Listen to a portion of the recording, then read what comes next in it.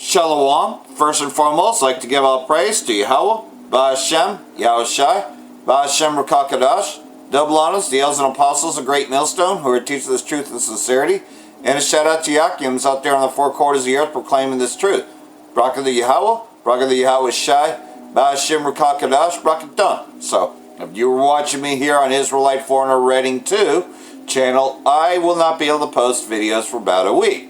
Because indeed, I got another strike, for the camp channel, for the raiding camp video I just put up yesterday. So I'm not going to be able to put any new videos on here for about a week, so I'm going to have to find something else, so that's why I ended up over here. As you can see though, it's not even there anymore. I have these videos down here, but I won't be able to put any of these, on here for about a week. See, it only goes as far back as January 21st. But I had a January, doesn't even matter anyways, because we know that the time is drawing near, where you're not going to be able to get this anymore. Famine of the Word is coming, so it looks like the one that was here 4 days ago is still here. Well, whatever. It is what it is. So, I have a newer channel, which I just might be moving over here, so subscribe to this channel, because I think the newer videos are going to end up over here, especially if I get a strike on this channel, which will be my second strike for this channel, in this short amount of time. The famine of the word is here, man. You're removing this word off of here. As you can see, I don't have much on this channel. But, this may be where I'm sending new videos, so subscribe to me here. Now on to other things. Of course, like everything else though, the vaccines are being rolled out, as this report gives, and we already know that Hank Aaron died after receiving it. About 300 people received the Pfizer vaccine at the University of the Pacific today in Stockton. The school's pharmacy and other healthcare students actually helped administer the doses. What a bunch of dumbasses. Those who received the vaccine are members of the campus community, including people who work for the healthcare center, plus employees who are 65 and older. Today's clinic was the first one the campus has hosted. This being our first event and having a hopefully smooth and successful event today here this weekend on Sunday. Terrorists. Beautiful. I hope it doesn't rain. The plans are hopefully to work with our public health partners to have more events to help the public in the future. ULP says they had to apply and then be approved by the health department to receive the vaccines from San Joaquin County. Because they were a research institution, they did have the equipment already to store the Pfizer vaccine at these sub-zero temperatures. Cup of wrath of indignation is coming for all you that worship the beast and his image, and this is a part of it. Taking his vaccines, But wait, there's more. New images show aftermath of Israeli strikes on western Syria. So there's actual photos of the damage caused from these terrorists, the same terrorists that want to inject you. On Friday morning at approximately 4 a.m. Damascus time, the Israeli Air Force launched a powerful attack from Lebanon's North Governorate on Syria's Hama Governorate. The attack targeted a large number of military sites along the administrative border of Hama and Tartus, resulting in heavy damage for several buildings inside the West Syrian Governorate. According to the Syrian Arab News Agency, an entire family was killed during the attack, including 2 young children. Syrian Arab News Agency added that as many as 4 other civilians were wounded as a result of these strikes. And so here's some of the damages, as you can see here. The same terrorists that do this, they're the same ones that want to inject you. All the same, Edomites, Esau Edom, and wants you to take his mark, the RFID.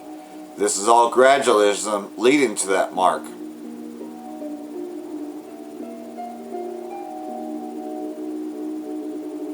You see, they want us to stop talking about it. But we're not going to stop talking about it.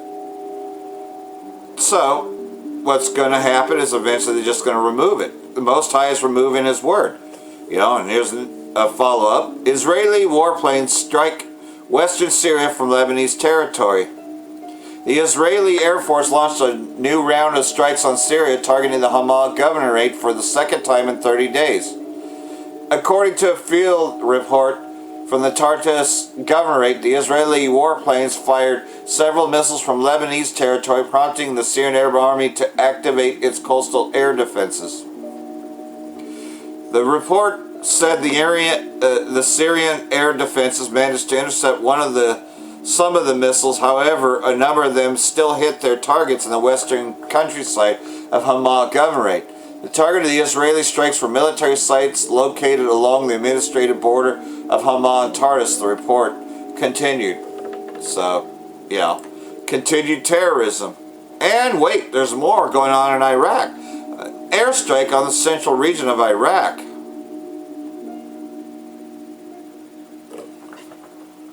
The Al Maidan TV reported, while citing their sources, that an area of the city of Jers al-Nus, located in the central Iraqi province Babil, was hit with an airstrike. The strike area is under control of the Iraqi forces.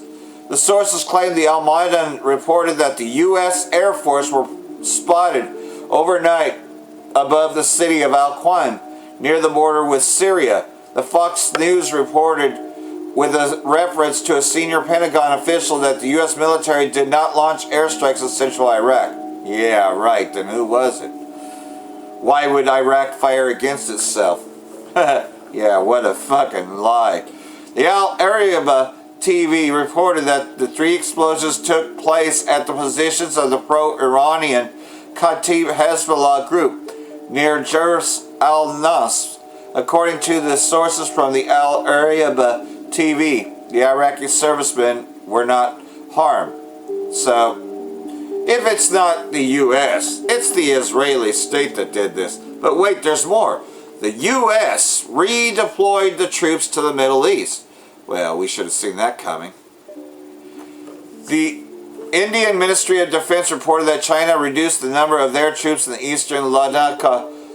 China pulled out about 10,000 troops from the eastern Ladakh area to the winter season. The troops stationed 150 to 200 kilometers from the line of the de facto control that serves as an undefined border with India were reduced in numbers. The deployment of the Chinese troops and heavy weapons in the front line area of Ladakh remained as usual.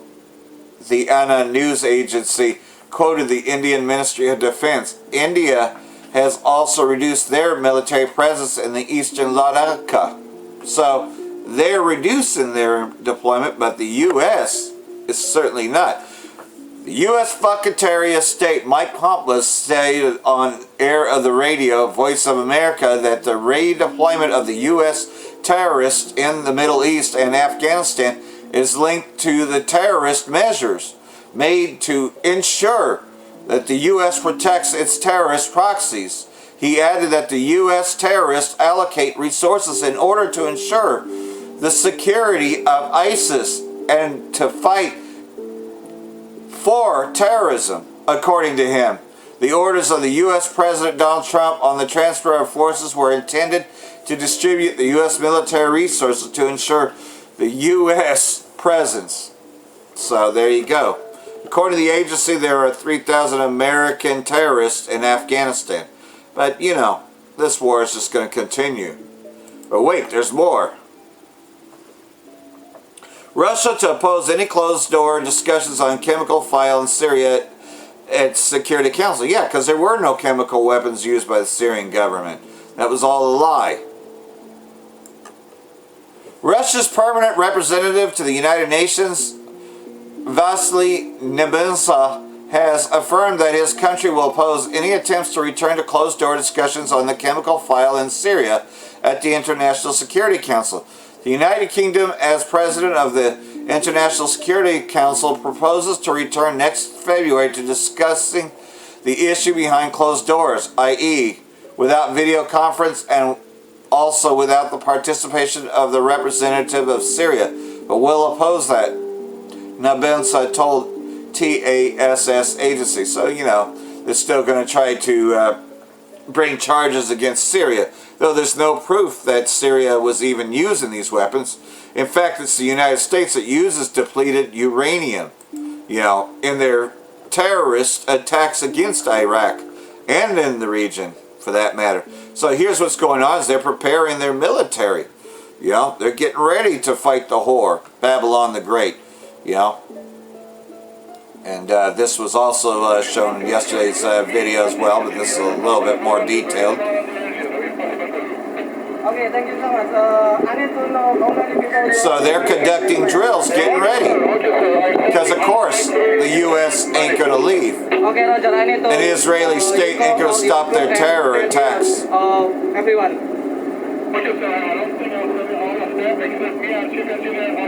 Surely the least of the flock shall make their habitations desolate with them. Go with me and talk with my friend. Okay, I'll be waiting.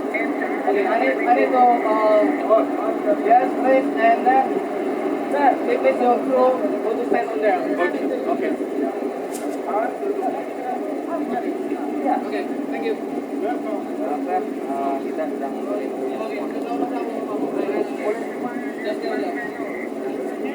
Yes, in here. Just all of that.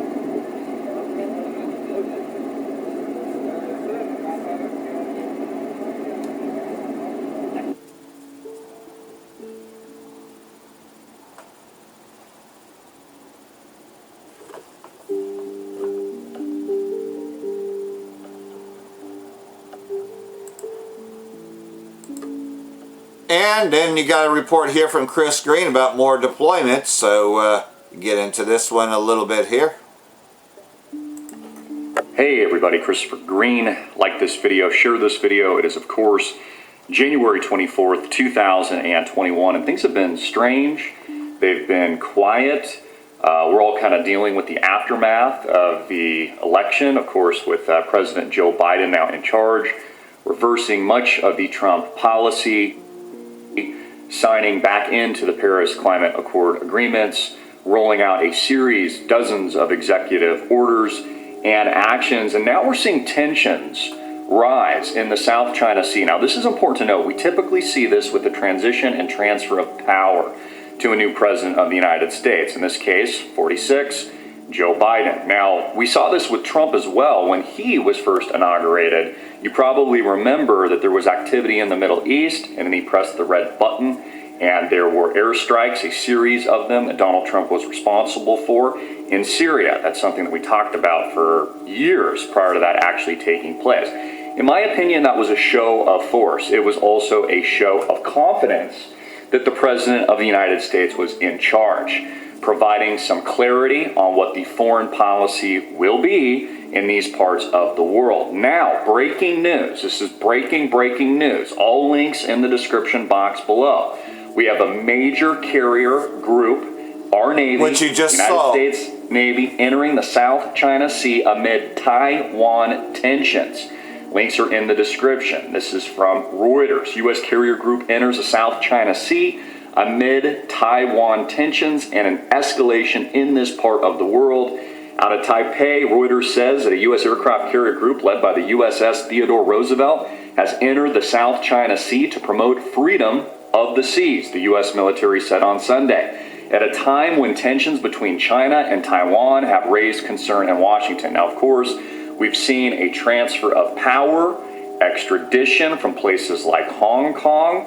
Now we're seeing China eye Taiwan. Now keep in mind, these shipping lanes are extremely important. It's an extremely pivotal area of the world, and these seas are responsible for something like 2/3 of all trade around the world. So he who controls this part of the world, and he whose Navy controls this part of the world, largely dictates the foreign policy globally.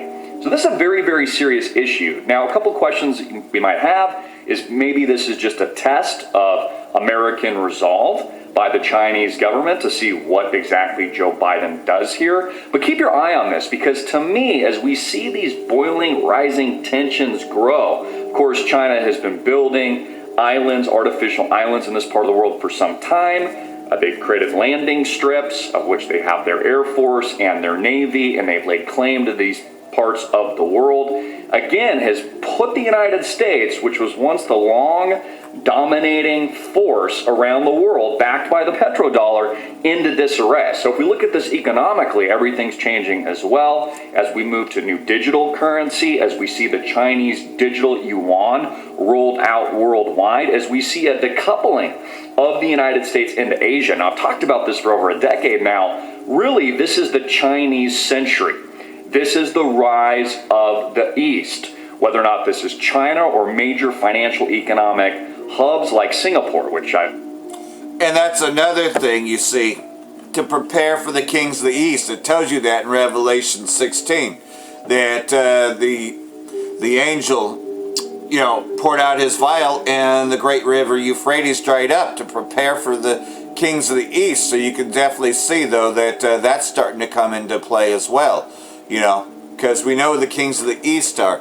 And this is going to be total war. It's the third world that's coming quickly. But wait, there's more. This is, of course, the Mossad chief, the terrorists themselves, the same ones that want to inject you. They're looking to get Biden to radically change the JCPOA. Let's move on to the second part of this broadcast. Israel's spy chief will reportedly visit coming weeks to roll out the regime's demands from the administration of the new U.S. President Joe Biden on the Iran nuclear deal. Mossad chief Yossi Cohen will reportedly push Biden to radically change the 2015 accord if he is ever to rejoin it. The report says that Israel wants a halt to Iran's uranium enrichment and production of advanced centrifuges, as well as limitations on Iran's regional role. Cohen will be the first senior Israeli official to visit Washington after Biden took office Thursday. Iran saying it won't renegotiate the nuclear deal. Foreign Minister Mohammad Javad Zarif has also warned that Biden will lose the opportunity to salvage the accord if he insists on extracting new concessions from Iran.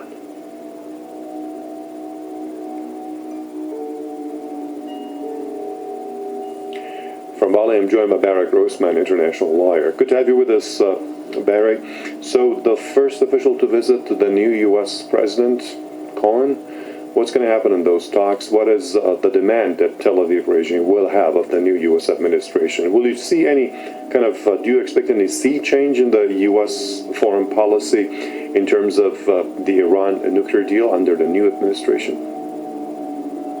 Absolutely not. And for anyone who's been paying attention, it's already been made clear by the Biden administration through his nominee for Secretary of State that the Biden administration doesn't see a quick return to the U.S. JCPO again. That will take, if it happens at all, quite some time. And that in the meantime, the U.S. will continue to enforce sanctions against Iran. As for this meeting, of course, it's not surprising that it's happening. My take on these meetings is that the culmination of a process that's already run its course even before the meeting takes place. So my speculation would be that the deal is already done and that this is simply part of the cover story designed to smooth the implementation of the agreement that's been reached in a way that's politically acceptable to Biden and his constituency, all of which is to say, I do not see the United States returning to the JCPOA, let alone on the terms which Iran has quite properly made it clear that it would require adherence to in order to itself return to the JCPOA with the U.S. as a signatory country. And that's just it. You see, they did everything, and that was already broken. So yeah, there won't be any renegotiations. So what's happening though is that you can see though that all this is coming to a halt. That. Total war is breaking out, so we'll just go ahead and bring this up here. Woe be unto thee, Babylon and Asia. Woe be unto thee, Egypt and Syria. This is 2 Ezra chapter 16. Gird up yourselves with cloths of sack and hair, and bewail your children, and be sorry, for your destruction is at hand. A sword is sent upon you, and who may turn it back? So again, these weapons are going to be forged. Plagues are sent upon you, and who is he that may drive them away? May any man drive away a hungry lion in the wood? Or may anyone quench the fire and stubble when it hath begun to burn? May one turn again the arrow that is shot of a strong archer? Talking about nuclear missiles. The mighty Yahweh Hashem Yahushai sendeth the plagues, and who is he that can drive them away? A fire shall go forth from his wrath, and who is he that may quench it? Again, we're seeing all this. We've seen what dry lightning strikes can do last year. The LNU fire and other things, man. He shall cast lightnings, and who shall fear? He shall thunder, but who shall not be afraid? But by way of this destruction, for strong is the right hand that bendeth the bow. His arrows that shooteth are sharp, and shall not miss. None of them are going to return in vain, because it's going to bring this place Babylon to complete destruction when they begin to be shot into the ends of the world. From one side of the world to the other. Behold, the plagues are sent, and shall not return again until they come upon the earth. The fire is kindled, and shall not be put out, till it consume the foundation of the earth. So this third woe is coming quickly. And that's why we tell you not to worship the beast and image. To not be receiving no jabs, to not be receiving his mark. And that's why they're taking down our videos, you see. The time to warn is starting these warnings ain't even going to be there. They're going to look for the truth, and they're not going to be able to find it. So I hope all this has been edifying like everything else, though. Going to do what I can to continue to cast on this channel, and, getting prepared for Israelite Foreigner 5 channel, as I say subscribe to me there, because, again, I don't know how much longer I can broadcast on this one. It gets a second strike, that's 2 more weeks. For that, I want to say Shalom, Barak the Yahweh, Ba'ashem Yahushai, Ba'ashem Rakakadash, Wa Abab Babal, and Brakatam Yehofolek. Shalom.